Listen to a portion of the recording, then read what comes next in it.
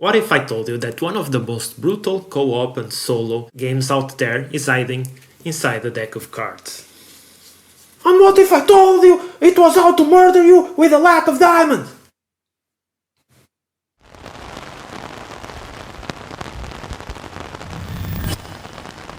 Hey everyone, my name is Nuno. And my name is Johnny, and I'm made of stuffing, sarcasm, and overwhelming opinions. And today we are reviewing Regicide, and this is mostly a solo review. I'm going to touch on the multiplayer, but that's not the focus here. So we'll go over a short description of this game, tell you my score for it, my likes and dislikes, the community consensus on this game, answer the question if this game is for you, and give you some final thoughts, so let's go. Let's go! So what is Regicide about? It's about Regicide, the classy art of overthrowing the corrupt monarchs. Off with their heads, but make it cooperative. You'll be using a regular deck of cards. The aces and the numbers through 10 will be your heroes, the number on the card will be their strength, and the suit will be a special power that each card has. Your enemies will be the jacks, the queens and the kings, the corrupted monarchs, and each suit that an enemy has basically invalidates the power of those cards. You will be going through them one by one, from the easiest to the scariest. It's a co-op game, but works more or less well solo, but we'll talk about that in a minute. So let's go over to my score. As a solo game, I'm giving this game a 6.5 out of 10. If I was rating this as a multiplayer game, which I played really few times, I'll probably rate it as a 7 or a bit higher. But that's not what we're talking about here. Yeah, because this game is good, and I really want to like this game more than I do, but it has some problems that, depending on you, might be big or might be small. But let's go into my likes and dislikes and just go deeper into it. First off, things to like. This game uses a regular deck of cards. That means you can play this game basically anywhere. You just need to know the rules and you can use any deck of cards. Another good thing, and the reason you'd want to buy this one, is because it's cheap and also because the minimalist art that is here, at least personally, I really love it. I really love the art, and yeah, the theme about killing the corrupt monarchs just fits really well with the deck of cards. It's not a super serious theme, this game is quite abstract, but still, it's a really cool thing, and personally, I really enjoy both the art and the theme. Another good thing is that this game is a good surprise for non-gamers. Hey, you wanna play a deep thematic game with monarchs and betrayal? And then you pull out a regular deck of cards, people will be surprised. And it's probably a cool way to get some people into the board game hobby, or at least show them a bit of what this world can bring. Building on what I've already said before, this is a really easy game to grasp, to learn and to teach, and that also plays into its strengths. It's also quite a fast game to play, and we're going to see how that's so important, because if this game was really long, I would not be able to withstand it.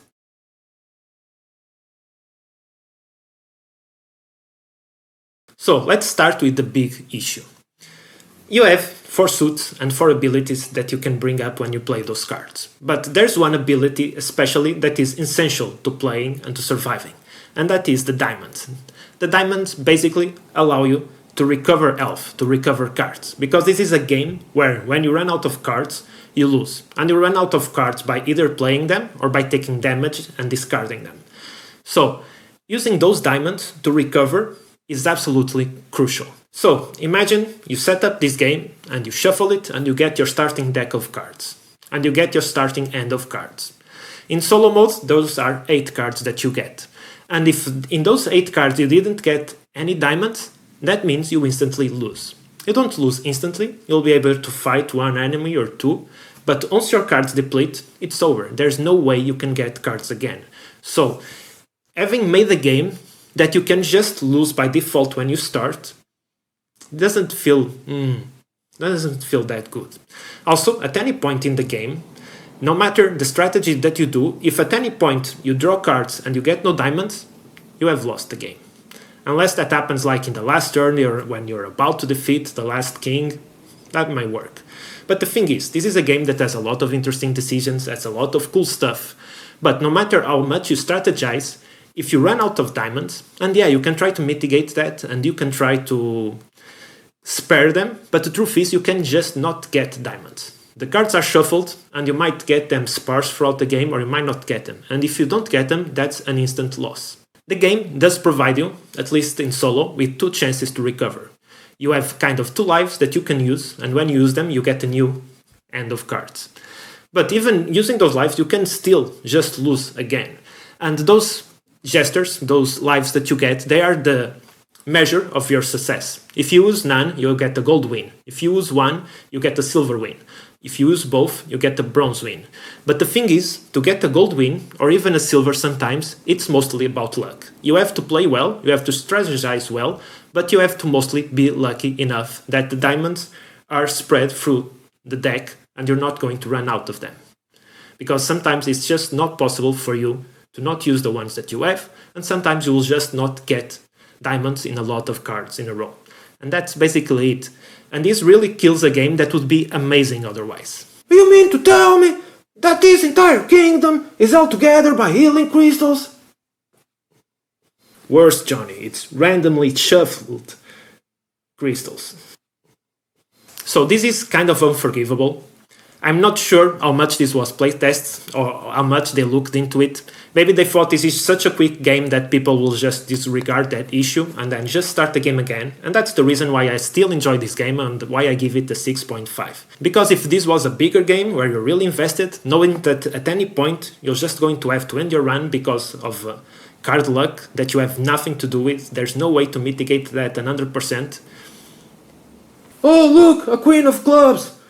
I hope you didn't want abilities or joy. So basically, this game could easily be a 4 for me, but because it's light, it's fast, you can easily restart it, I'm giving it a 6.5. Even if this game is not perfect on paper, I really want to love it. That also is something personal of mine that helps bring it to a 6.5. I enjoy this game more solo, for example, than Mintworks, but I actually think that on paper, and technically, Mintworks is a better game solo. Just to give you a random example, I'm a conflicting person. Now, a quick side note, this problem is bigger in solo, because in solo you're playing with a hand of 8 cards, and there's a high chance that you're not getting diamonds at any point in the game. If there's 2 players, each of one of you gets 7 cards in your hand, so that means 14 cards, so there's a higher chance of getting diamonds. And if you play with 3 and 4 players, there's an even higher chance. So this is a problem that really happens a lot in solo, but started happening less and less in multiplayer games. Another thing I didn't mention, I normally don't need to, but this is a really portable game you can take anywhere. It's also really cheap. And it's actually a game where you can just download the rulebook and try with any deck of cards before you buy it. Or not even buy it. Although this looks awesome. This cover looks awesome. So, enough about my likes and dislikes. I hope this gave you a good overview of how I feel about this game. So let's go into the BGG consensus, or the community consensus for this game. On BGG, this game is sitting at a 7.4, so people do like it more than me. And I get it. It's clever, it's different. It uses a regular deck of cards in a really satisfying way. And this is a game that I think has crossed just a tiny bit over the hobby scene, because you can, at least in my country, you can find it in mass market stores. Mass market? Pfft. I was into Regicide before it went mainstream. Tell your friends that. So yeah, I might be the grumpy one here. Remember, take my opinion with a grain of salt. This game is a bit more liked than I give it credit for. So, who is this game for? If you like quick, challenging games that you can co-op or multiplayer, if you're fascinated with the idea of a full game in a standard deck of cards, if you don't like luck ruining your game and having to start over, then yeah, this might be a really cool game for you. And even though it's an abstract game, it has quite some theme. But if you want a game where strategy really matters, when you can really plan or be tactical about your play and just count on yourself, then maybe this is not the game for you. So, final thoughts. Despite my criticisms, I'm keeping this game. I really enjoy having it. It's a game I enjoy being able to take anywhere and teach non-gamers, and I use mostly for that, for the awe of teaching someone a game with just a regular deck of cards that is not really a traditional card game. It's also so cheap, so pretty, I'm keeping it, and as I said, I have a thing for this theme and this art, and I really wanted to like it more. I'm sad that this game wasn't all that it was supposed to be for me, but even giving it a 6.5, and I think it's the lowest game in my collection that I'm keeping, and I still enjoy playing from time to time. And that says something. I'm not sure why, but this game is a bit of an hold over me. And so much that I'm actually backing the new Regicide Legacy, which is a new game that is coming out that is basically a legacy version of Regicide. It's quite bigger, and in that version, from what little I know, you'll be able to build your deck and construct your cards. So I've actually no idea if I'm going to like it. My main issue is the thing with the diamonds, and I'm not sure that if for solo play that game will allow me to somehow mitigate a bit of that thing. If it does, awesome. And actually I should have asked about that, but it was one of the first campaigns I backed and I was really just doing it mindlessly.